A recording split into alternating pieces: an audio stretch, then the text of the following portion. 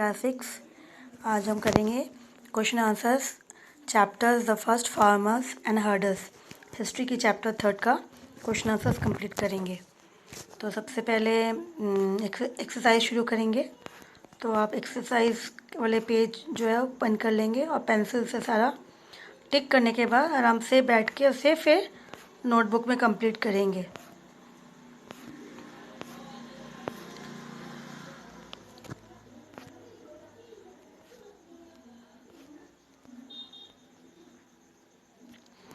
तो हमारा जो आज का सबसे पहला जो है वो है फिल द ब्लैंक्स।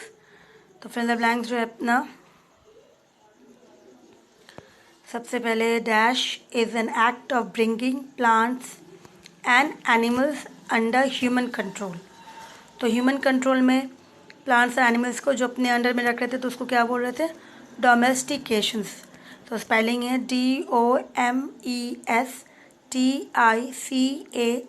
DOMESTICATION, डोमेस्टिकेशंस।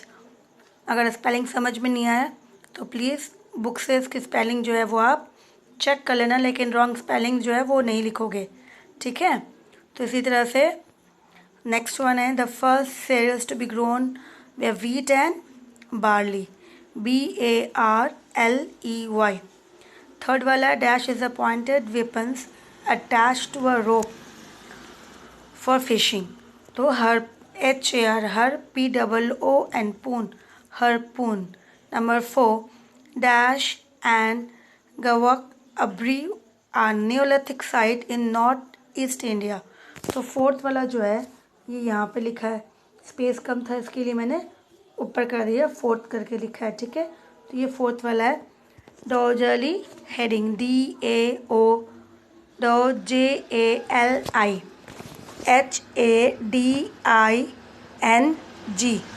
ठीक है? तो ये हो गया नंबर फोर्थ। नंबर फिफ्थ में क्या है? Apart from stones dash way also use for tools productions. तो क्या यूज़ होता था? स्टोन्स के बाद बोन्स भी यूज़ करते थे, ठीक है? फिर इसके बाद हम मैच द कॉलम में जाएंगे। तो मैच द कॉलम में क्या है? बुर्जा होम जो है वो पिट ड्वेलिंग के लिए बहुत ज़्यादा उसमें देखा गया था। इसका तो करेक्ट आंसर है पिट ड्वेलिंग। डायजोली हेडिंग्स में क्या था? जेलेटाइट्स। ये एक स्टोन्स है जो वहाँ पे पाया जाता है, ना तो ग्रीन है ना वाइट, इस तरह से उसकी कलर्स होती है। तो महग्रान में आंसर क्या है? न्योलिथिक साइट्स इन बलूचिस्तान। फिर नंबर 4 चिराद एंड सनोवर, ये बोन स्टोन्स, इस एरिया में बोन स्टोन्स पाए गए थे। अब बिलन वैली क्या था इसका? ये अर्लीस्ट राइस फार्मिंग कम्युनिटीज़ थे जहाँ पे सबसे पहले राइस फार्मिंग ही थी। अब ट्रू फॉल्स में आएंगे। तो ट्रू फॉल्स में देखा जाएगा Mesolithic sites lasted from 8000 to 4000, ये रॉन्ग है। The polish tools were made in the Neolithic period, true है। Farming began in Neolithic period, true है। बुर्जा home in the is Neolithic site located in Jammu and Kashmir, ये wrong, ये false है क्योंकि वो सिर्फ कश्मीर में है। Kashmir, Jammu and Kashmir there two area, तो यहाँ पे जम्मू एंड कश्मीर लिखा है, इसके लिए ये फॉल्स हो गया। अदरवाइज अगर कश्मीर लिखता तो ये ट्रू हो जाता, ठीक है? फिर Mehrgarh is the important neolithic sites in modern day Pakistan, true. फिर अब हम क्वेश्चन आंसर्स में जाएंगे। Now what was the main development of neolithic period का मेन डेवलपमेंट क्या था? फिर number 2 name two crops that were grown by the neolithic periods. तो देखो ये नंबर 2 तो इजी क्वेश्चन में ही कर देना है। 2 crops that were grown by neolithic periods are wheat and barley. Number 1 अभी हम लोग फाइंड आउट करेंगे। फिर नंबर 3 भी पढ़ लेते question. Name a few animals that were domesticated. तो कौन से एनिमल्स को डोमेस्टिकेट करते थे? जैसे हो गए गोट, काउ, बफेलो, इस तरह से ये सर है, तो भी हम लोग पढ़ेंगे इसमें से। ना what are cells and what was found at the large burial ground excavated at Burzahom। तो अभी 1 by 1 करते हैं। सबसे पहले main development of neolithic period का, तो डी नंबर 1।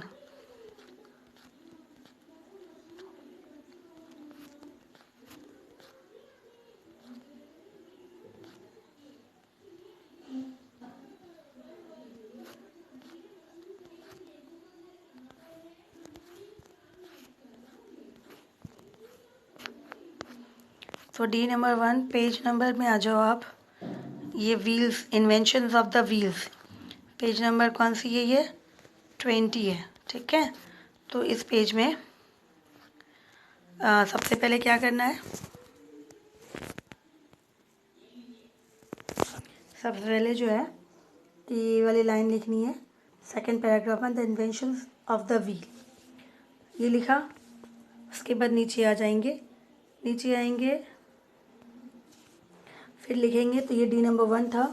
ठीक है, एक बार वापस देख लो कि सबसे पहले मेंशन करेंगे the invention of the wheel, उसके बाद नीचे आएंगे, उसके नेक्स्ट पैराग्राफ में आएंगे और उसके बाद यहाँ से करेंगे जो ब्लू से दिख रहा है, ब्लू इस तरह से, the inventions of the wheels also influence pottery making in the neolithic period, ये क्लोज कर देंगे ये वाला। ठीक है, तो ये हो गया D1। तो स्टार्टिंग वो वाला लिखना था इन्वेंशंस, उसके बाद इन्वेंशंस व्हील्स के साथ से व्हील्स इन्वेंट होने के बाद पोट्री मेकिंग जो था वो भी थोड़ा शुरुआत हो गई थी। तो ये नंबर D1 हो गया। D2 हमने क्वेश्चन में कर लिया था। D3 में जाएंगे।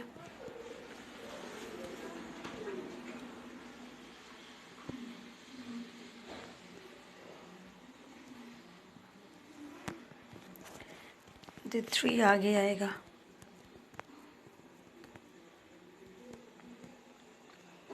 D4 ये रहा।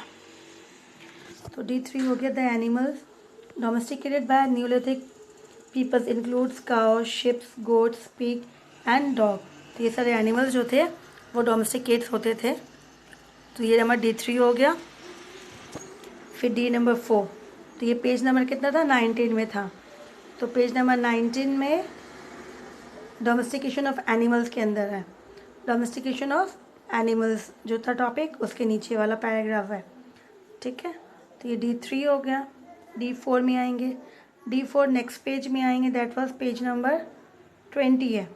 तो पेज नंबर 20 में जो है इन्वेंशंस ऑफ द व्हील्स वाले लेफ्ट साइड में आएंगे। तो सेकेंड हाफ जो है उसमें आएंगे, यहाँ पे देखोगे celt were tools that were shaped like chisels and were use for chopping और डिगिंग। तो ये हो गया नंबर D4। ठीक है, D5,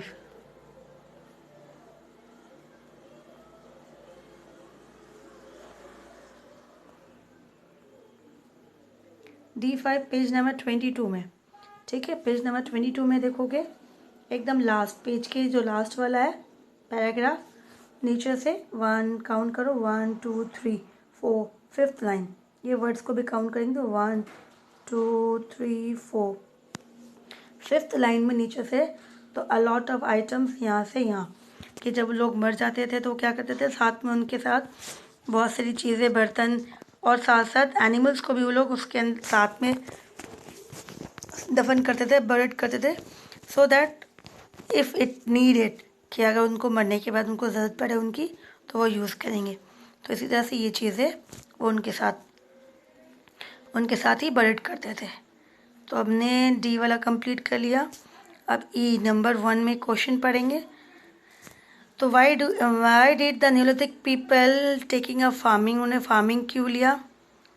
फिर why was the invention of the wheel considered a significant achievement in human history, और differentiate between the neolithic sites of Mehrgarh and Burzahom. ठीक है, तो ये थोड़ा सा बड़ा हो जाएगा बेटा। चलो 1 बाय 1 अभी 1 2 3 करते हैं, फिर नेक्स्ट पेज में वापस भी क्वेश्चंस और 2 क्वेश्चंस होंगे शायद। तो why did the neolithic period take up farming?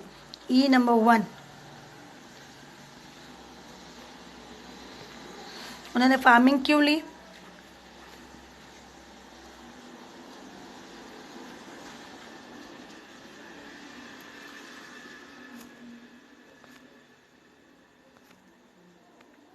ना, ये रहा, फार्मिंग क्यों लिया?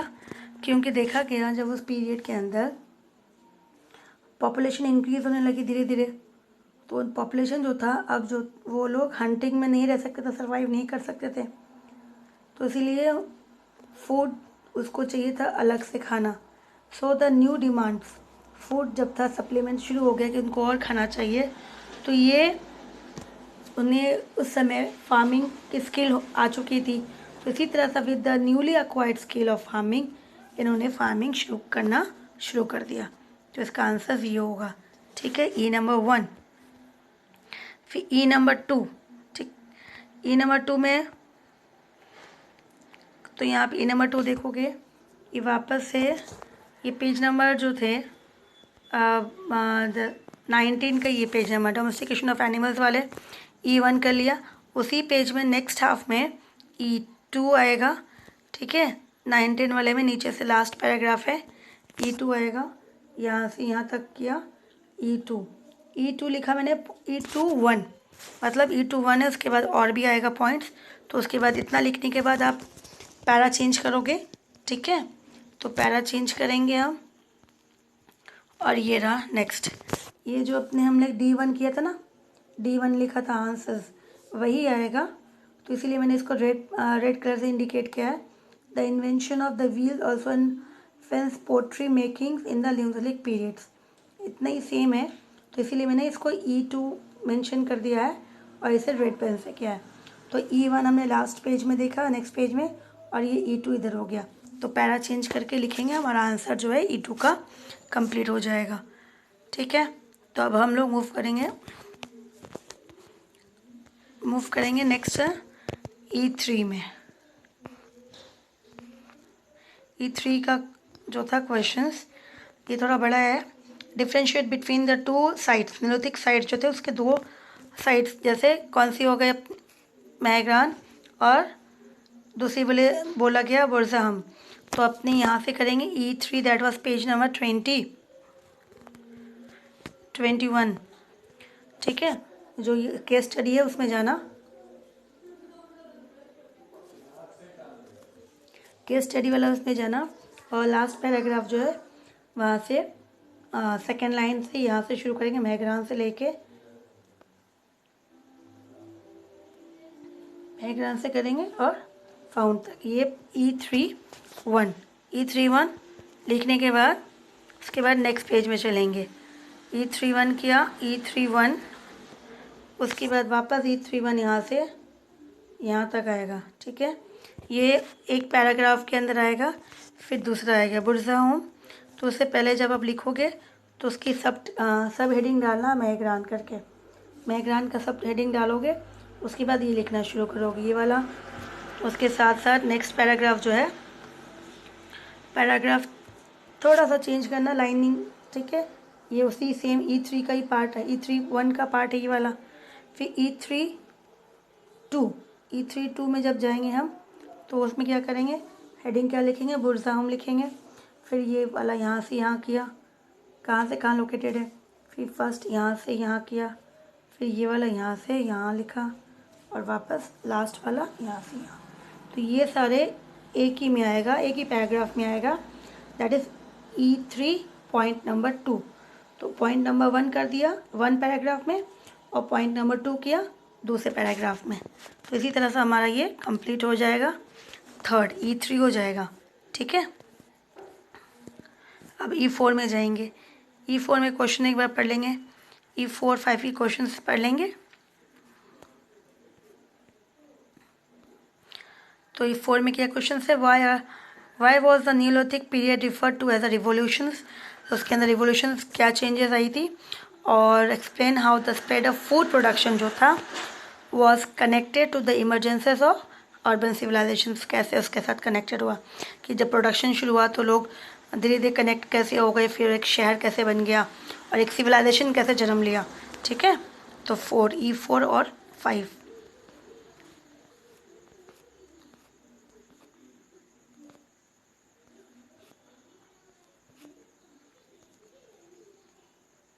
तो सबसे पहले E5 यहाँ आ रहा है। E5 जो है पेज नंबर 21 में है। तो केस स्टडी जो था उसी के ऊपर, केस स्टडी से जो ऊपर है पैराग्राफ, उसमें ही है ये। यहाँ से the transition of food gatherers, जैसे से शुरुआत हुआ फूड गैदरिंग का, लोगों ने शुरू किया प्रोड्यूस करना, फिर वो सेटल हो गए, फिर कम्युनिटीज़ धीरे धीरे बनने लगी। तो इसी तरह से धीरे धीरे लोग ग्रुप में रहने लगे, और इसी तरह से वो शुरुआत होगी, सिविलाइज्ड होने लगे, फार्मिंग शुरू कर दी, डेवलप्ड होने लगा, अलग अलग व्हील्स आ गया। ठीक है, तो सिटीज़ डेवलप्ड हुई, और धीरे धीरे ये जो सिविलाइजेशन, तो यहाँ पे मैंने सिविलाइजेशन को कट किया हुआ है। ठीक है ना, और उसको इसके बदले क्या लिखेंगे, सिविलाइजेशन के बदले क्या लिखेंगे, अर्बनाइजेशन। क्या लिखेंगे, सिविलाइजेशन को कट करने से जो लिखा मैंने अर्बनाइजेशन, URBANISATION, अर्बनाइजेशन। ठीक है, तो इसको यहाँ पे लिखेंगे। तो आपका ये E5 कंप्लीट हो गया। E4 जो था उसके पेज नंबर 20 से शुरू होगा। देखो पेज नंबर 20 के लास्ट पैराग्राफ में अगर हम आते हैं न्यूलिथिक रिवोल्यूशंस, तो यहाँ से शुरुआत हुआ, रिवोल्यूशन आया जहाँ पे ह्यूमन बीइंग जो था हंटर गैदरर से, पहले वो हंटिंग करता था, खाना इकट्ठा करता था, अब वो खाना बनाना शुरू कर दिया। तो ये खाना बनाना और खाना पहले जो इकट्ठा करते थे अब वो खाना बनाने लगे, तो ये जो सर्वाइवल था, एक जो नया चेंजेस आया, इसी को कहा जाता है। ठीक है, तो इन्वायरमेंट, तो ये यहाँ से पेज नंबर शुरुआत कौन से करेंगे, पेज 20 से होगा, लास्ट पैराग्राफ से शुरू होगा और पेज नंबर 21 का पहला ही पेज में जाके ख़त्म होता है। ठीक है, survival and now had greater control over the environments. तो E4 कंप्लीट, E5 भी कंप्लीट। तो हमारा जो है क्वेश्चन आंसर्स पूरी कंप्लीट हो गई। तो आप क्वेश्चन आंसर्स को अच्छे से लिखें, सारे बच्चे अपनी अपनी नोट्स कंप्लीट करें और सबमिट स्कूल में सबमिट करवा लें। सबमिशन में मतलब मेनली 2 डेज ज़्यादा ठीक है। जैसे वेडनेसडे को सबमिट करवा रहे हो आप, तो टाइमिंग याद रखना, वेडनेसडे को सबमिट कराओगे तो 9 to 12 के बीच में करवाना वेडनेसडे, और फिर थर्सडे आके आराम से 12 के बाद ही ले जाओ। तब तक टीचर्स जितने सारे सब्जेक्ट्स से अपने अपने सभी सब्जेक्ट्स को कंप्लीट करने के बाद टीचर्स जो है आप चेक करके रखेंगे, नेक्स्ट डे आफ्टर 12 आके कलेक्ट करके ले जाओ। या फिर सैटरडे दो, तो सैटरडे सबमिट करोगे तो आपको फिर मंडे ही मिलेगा, क्योंकि फिर सैटरडे के बाद संडे आता है। तो इसी तरह से मंडे आप वापस ले जाओ 12 बजे के बाद। ठीक है ना, तो इस तरह से अपनी नोटबुक कंप्लीट करो और करेक्शन के लिए स्कूल में सबमिट कराओ वेडनेसडे, आइदर वेडनेसडे और सैटरडे। ठीक है, तो हमारा ये जो चैप्टर कंप्लीट हो गया, हम लोगों ने कंप्लीट कर ली। अब हम लोग शुरू करेंगे न्यू चैप्टर्स। नेक्स्ट वीडियो से न्यू चैप्टर शुरू करेंगे।